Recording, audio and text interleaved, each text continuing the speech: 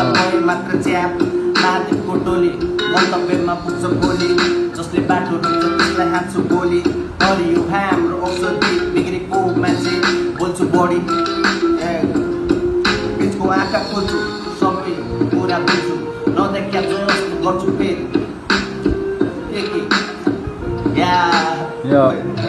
ल के भइरहेछ के थाहा छैन मेरो बाटोमा मै छु के सक्दैन धेरै भयो लेख